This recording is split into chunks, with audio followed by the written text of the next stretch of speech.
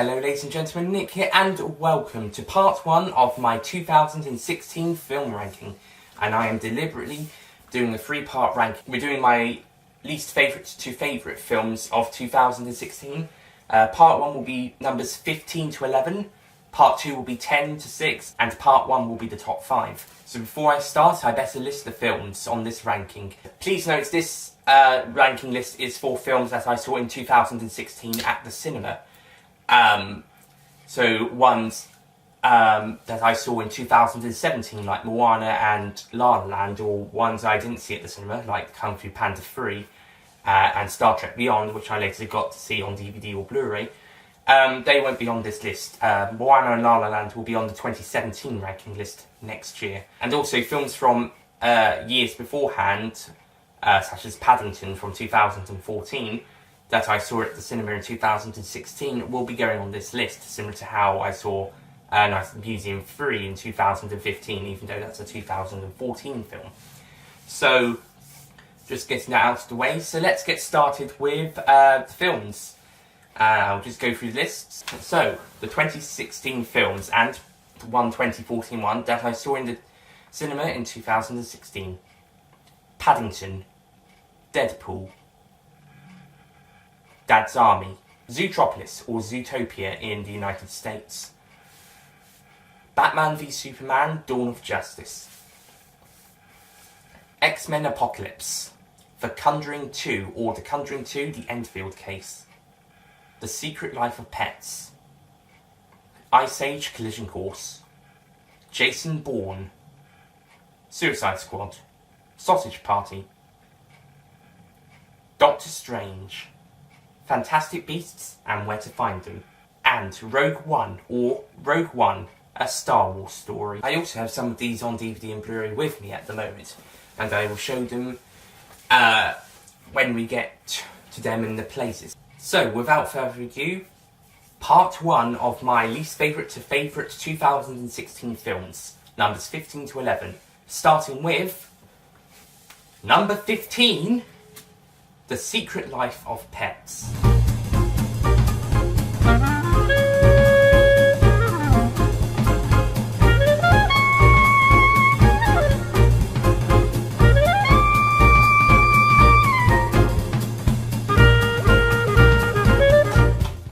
This one.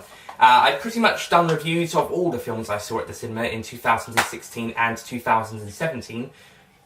So I'll try not to be as long as I was with the 2015 ones, as I hadn't done reviews for any of those. So, to sum up The Secret Life of Pets, I have rewatched this one. All the ones I have here I've rewatched at least once. In the case of Deadpool, I've seen about 4 times in total, and I think the same for Zootropolis. And this one, it's better on a rewatch, but it's generic, is the word I can use for this film. It's the most, well, not the most generic film, it's just a very generic film. It's basically Toy Story with pets and changed a few bits around. So you can expect the sequel to be a bit like Toy Story 2. And also, the main point about this film is the secret life of pets. What pets get up to in their when humans aren't around. Well, we do see that, but it isn't done to its full potential. It's mainly pushed away at the start of the film, so we can have this generic plot with an underground resistance, which is actually pretty interesting, the underground resistance bit. And the other pets trying to find the 2 main characters who are missing. Those bits are interesting, but the bits with the main character, Max and Duke, they're the least interesting parts and the most generic. So it's not exactly the greatest. Haven't seen Sing yet, so Illumination could surprise me with that, or Despicable Me 3, which does look very good.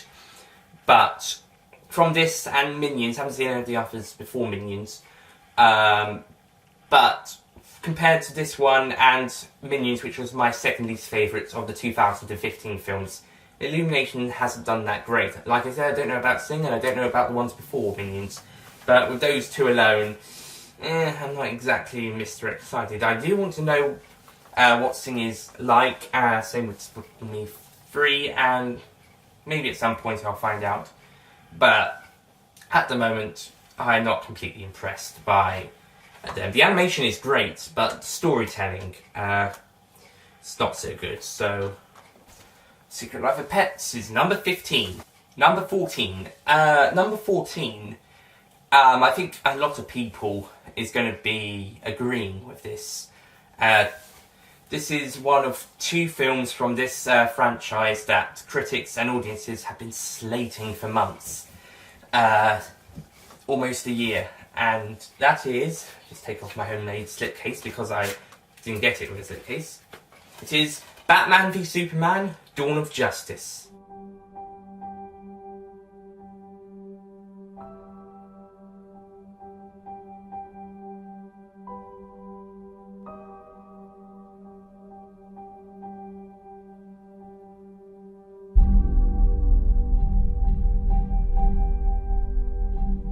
As you can see here, I've got the Ultimate Edition, and before I go on to the actual film, let me tell you that the Ultimate Edition is better. It at least it feels more of a actual story, the Ultimate Edition, than the theatrical cut. There's a lot more going on. It makes more sense. Actually, feels more of a movie with that one than the other one did.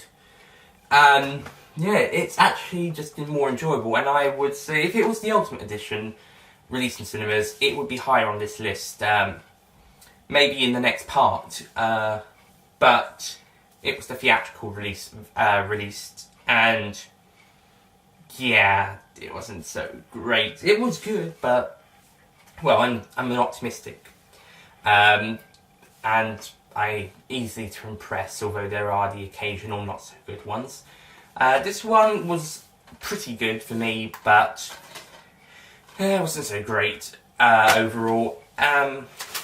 Some great action, but storytelling wasn't so good, and the motivations don't really make that much sense, to be honest. Batman is worried Superman will be a threat to humanity. Superman doesn't like Batman taking the law into his own hands. I think that's it. I'm not certain. Correct me if I'm wrong. If that's the reason, then that does make sense. But if it's not, then let me know, and if it makes sense or not. So yeah, if it was the Ultimate Edition released in cinemas, this one would be higher on the list, but it was the theatrical cut released in cinemas, so sorry BVS, you were entertaining, but you had to put a bit more oomph into it. Okay, that was my 2 7 out of 10s of the year. Yeah, we only had another 2 7 out of 10s this year, a bit like last year. Not last year, that was 2016, the one before 2015. This time, I think there is an increase of 9 out of 10s for this year, as opposed to an increase of 8s from the year before. So, moving on to number 13, with 8 out of 10 starting, it is Ice Age Collision Course.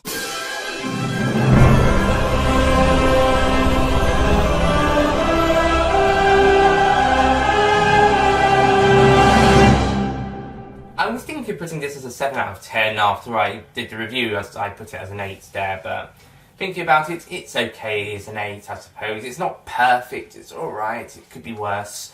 I haven't seen number 4 yet. I think my least favourite is probably the first one. 2 was great, I really enjoyed 3. This was good. I don't think they need to make any more after, let's say, number 6. 6 is where they can stop. Then again, I think 3 was a good end to the series, but 6 or 7 they can stop at. So, yeah. At least with Ice Age, Blue Sky have been doing other stuff. The Charlie Brown film was brilliant, by the way. Saw that on DVD. They've done some other good stuff. Robots was pretty good. Haven't seen Who's on Here's a Who. I think that's what it was called. Or Epic, or Ice Age 4, or Rio 2. Rio 1 was okay. That was pretty good. What's their new one this year? I'm not sure.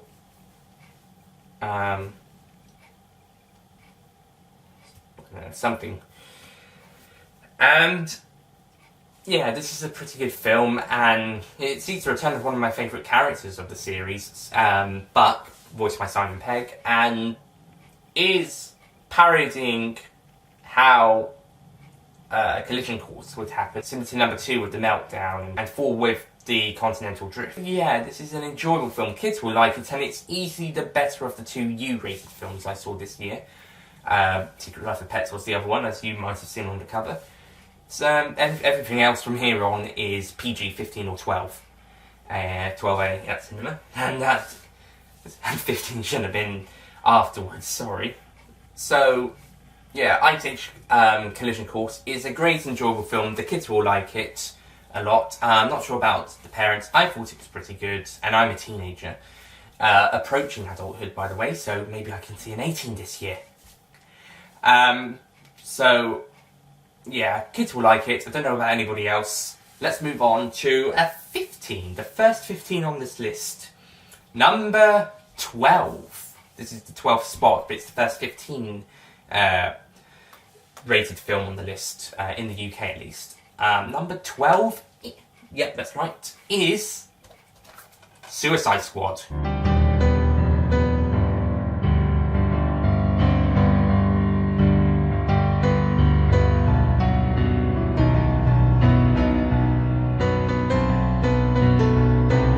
Other belated DC Expanded Universe, Cinematic Universe film from this year, last year.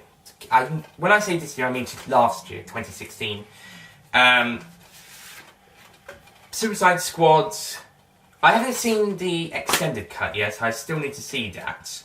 But for the theatrical version, I actually like it.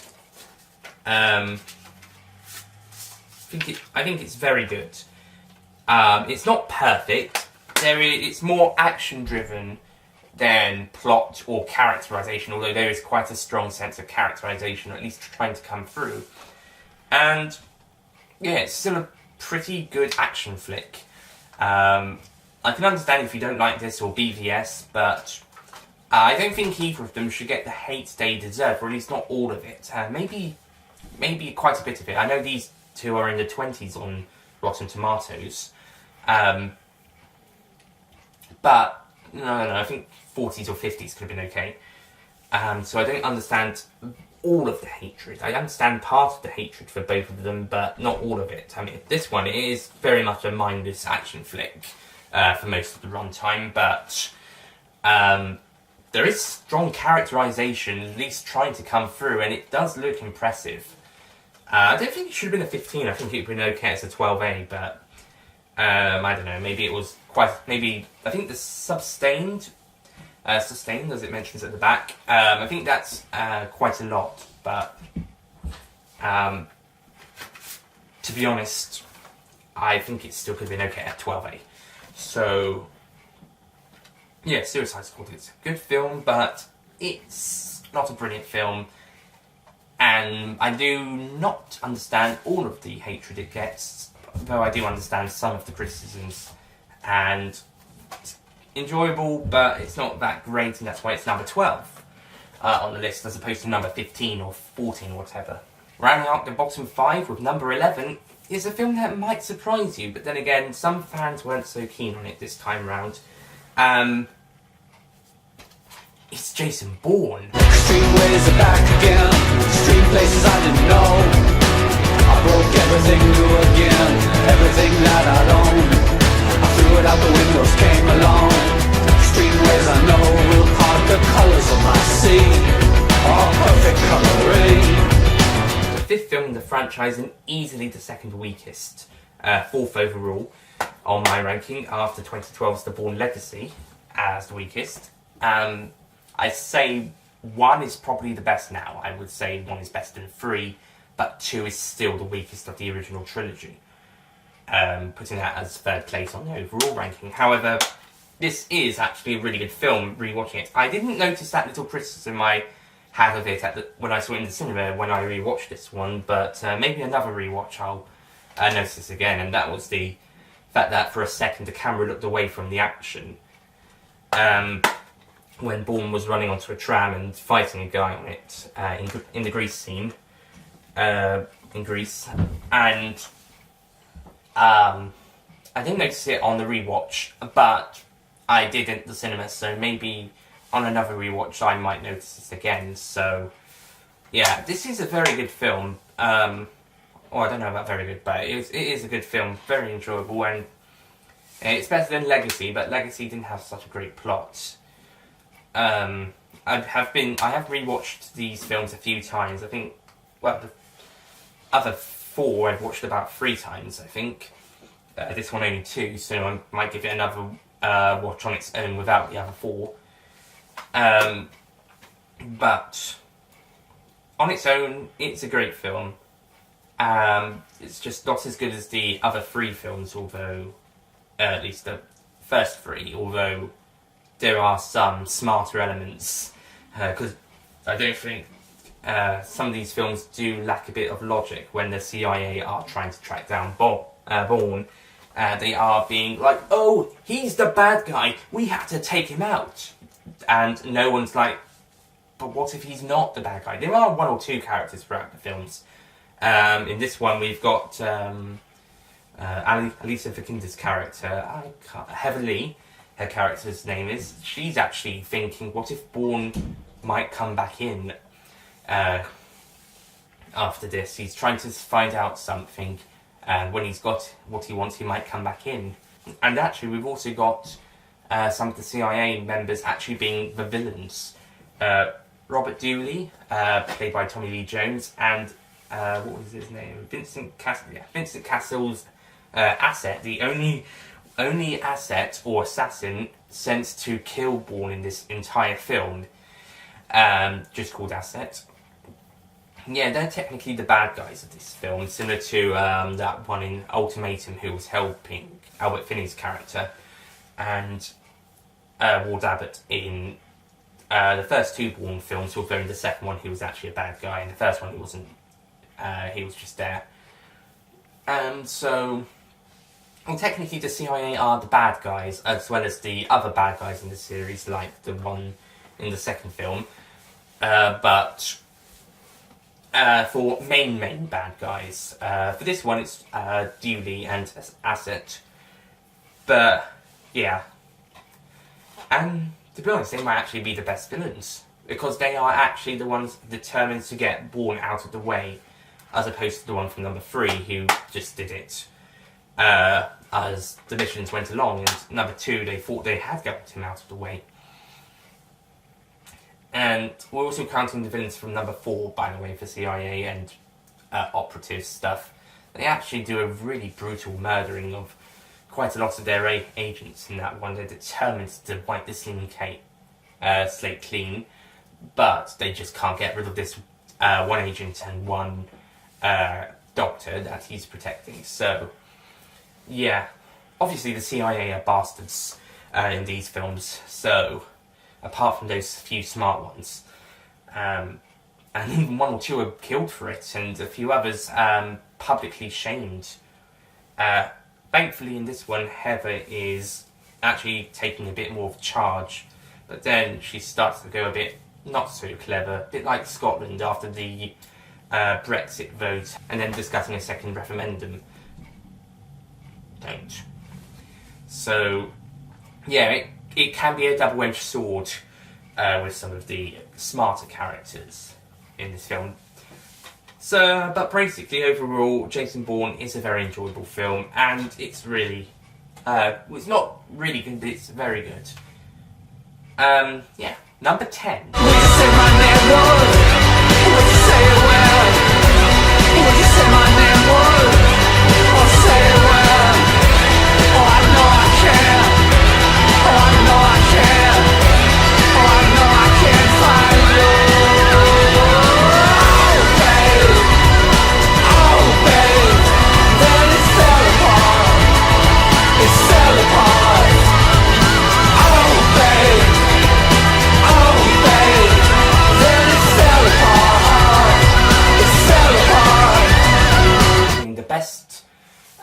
well, no, sorry, the weakest to, and part 1 will be the top 5.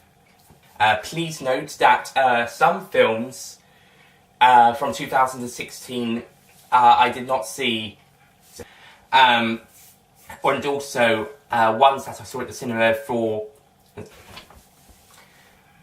First, the Zootropolis, or Sausage Party, and Rogue. I even so. Without further ado.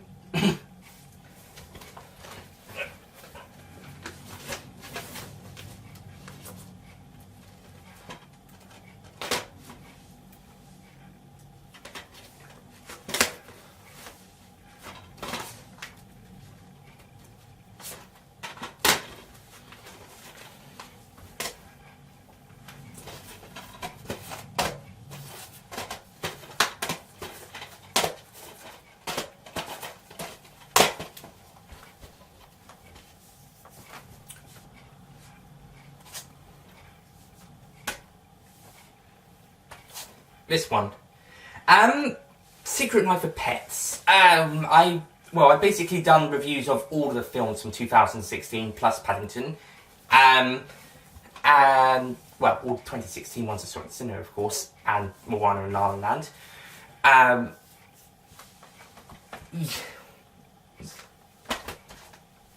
Damn it.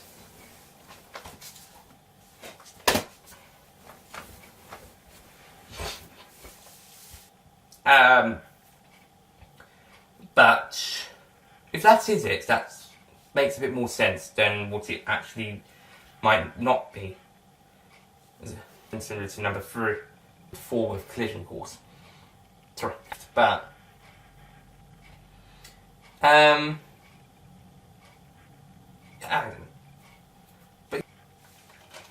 the other belated and slated DC universe. Sorry, DC Expanded Universe. Oh, I can't get it right.